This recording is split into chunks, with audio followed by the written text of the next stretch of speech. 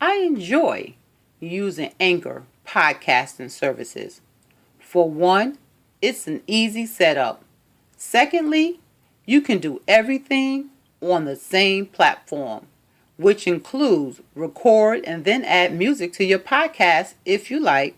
And once your podcast has been saved, you can then distribute it to other platforms with the click of a button. And did I mention that it's free? You couldn't ask for anything better than this. Thank you for tuning into Bringing the Heat with Regina Weston. Here we inspire and deal with topics that matter. Stay tuned. Bringing the Heat listeners. You can visit my website at www.reginaweston.com. And while you are there, you can find all books written by Regina Weston.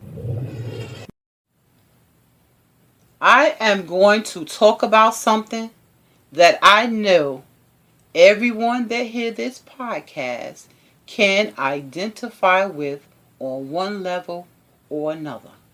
And that's entitlement. Why do people feel that they are entitled to your time, your money? And some people think they're entitled to your man and your wife. Why? Entitlement is a delusion built on self-centeredness and laziness. The belief that one is inherently deserving of privileges or special treatment. The fact of having a right to something. Why do people feel that they have a right to your stuff? Why do people feel they have a right to your time? Why? Can someone answer that question for me? Now, I am going to address a couple of scenarios. And I might be all over the place, so catch your nuggets where you can, because I'm about to go in. Case in point, my husband is a carpenter. So, he go on these jobs, he do the job, and then he sends you a bill. That's how it works. He go on a job. It's like when you go to college. You have prerequisite classes that you have to take before you take your main courses. So let me tell everybody how this works. For those that may have to deal with a contractor somewhere in life. What most contractors do, they come to your house, they look over whatever it is that you're asking them to do. They give you a rough estimate, not the final price, people, a rough estimate on how much the materials and the labor is going to cost. You're either going to pay that price or you're going to tell that individual, I'm going to do some more research, and if I can't find something with a lower bid, then I will get back to you. That's how it normally works. But when you're dealing with family, they always want a deal. Case in point, my husband does a job, so he sends this individual the bill. She sends him half of his money. Now he did the whole job, but you want to send him half of his money. Why do people feel as though they entitled to your work, but you're not entitled to get paid? You see the mindset? People always want something for nothing. Some people. Second scenario. I was out with a girlfriend shopping. She had spent up all her money, and when we got to the register, she turned around and asked me, "Oh, I forgot something. I don't have no more money. How much you got on your credit card?" My head spent like I was creating or recreating a scene from The Exorcist. I was like, excuse me? She was like, how much do you have on your credit card? Because I want to go back and get such as. I was like, excuse me. That's not how that works. My husband don't even know what's on my credit card. I don't roll like that, sis. If you don't have the money to purchase it, guess what? You come back and get it later, or you don't get it at all. Don't ever ask me what is my credit limit. That is none of your business. First of all. Second of all, you spend all of your money. That does not make you entitled to mine. Do y'all get my drift? People that feel that they're entitled to your stuff. Third scenario.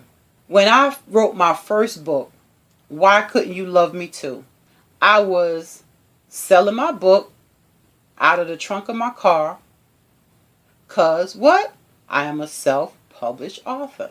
However, I had to pay to get my books printed up. I had to pay to have them shipped to me. So why would you come to a book signing? Oh, can I have the book and I'll pay you later? Do you go to Walmart and put all your grocery on the conveyor, and then when you reach, the cashier say, I'm going to take all this food home. I'm going to eat all of this food. And then once I'm done, next month, I'm going to come and give you your money. What delusional world are you living in? It don't work like that.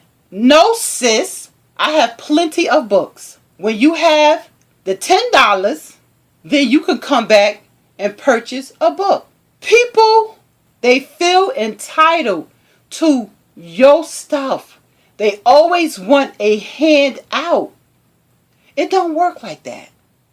The mindset of people, you are not entitled to my book. I work hard on anything that I put in the public. Trust me, I work hard on my stuff. For you to come and ask me to give it to you, and you will pay me back later, $10, sis, I know you eat that at Burger King, McDonald's, White Castles, Golden Corral, Bojangles, but yet you'll pay them for your order, but you won't pay me for my book. Entitlement. Why? Because you think you know me, and I should give you something and then take your word that you're going to come back and pay me my money later. When you're going to pay everybody else, the stores, their money up front, but you want to pay me later. Entitlement. And then let me tell you how some minds work. And that leads me into this. Some people have a warped sense of thinking. They'll pay the white man full price for merchandise, then try to nickel and dime the people in their community. Why is that? A sense of entitlement. Real story, real cases. When I first started out with my nonprofit, I was trying to raise capital, but I wasn't asking for a handout. I used to make gift baskets to sell to raise capital for my nonprofit organization to help battered women. Now the mindset, my people, they had to mess up the design, look to see what's in it, ask me 1,001 questions. Then when I dealt with people that were not of my race, some would just buy it just because they wanted to help a sister out. Others will buy all of my product. No problem. But my own people, entitlement. They always want more than what they're willing to pay for. Entitlement. We have to get rid of that thought process of entitlement. Nobody owes you nothing. Nobody owes you nothing. If you want anything in this world, you have to get your butt up, get you a job, and work for it. I'm talking to the people that want something for nothing. And they feel that they're entitled. When you get up and you go to work and you make money, and then someone calls you for your money and get mad because you can't lend them your money, that's called entitlement.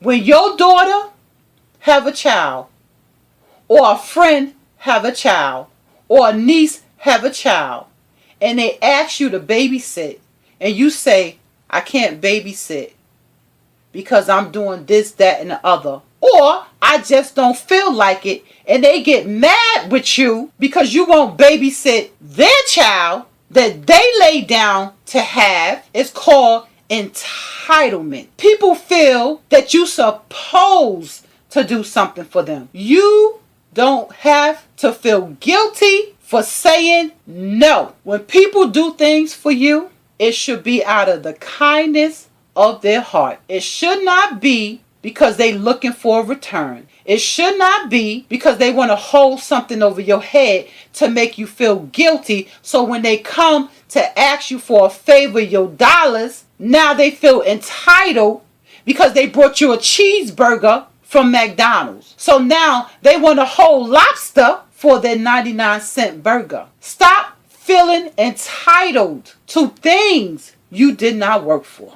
Pay people what they are worth. People do not have to do anything for you. If someone choose to go work on your house and they choose to give you a discount, say thank you. They don't have to give you a discount because they know you. Just because you put money in the bank does not mean that you are entitled to your money in the bank and everybody else's money in the bank. I'm going to leave you with this. Don't feel entitled to anything you didn't sweat and labor for. Nobody owes you nothing, boo, but to love you. And I love you. So I ain't going to tell you nothing but the truth. Bringing the heat listeners. If you would like to support this podcast, you can do so through Cash App at $RWeston252. That's $RWeston 252 under the name Regina Redmond. I would like to thank you for your love and your support. Thank you, Bringing the Heat listeners. To listen to this podcast, go to anchorfm.com, Apple Podcasts, Spotify, and Google Play, where we bring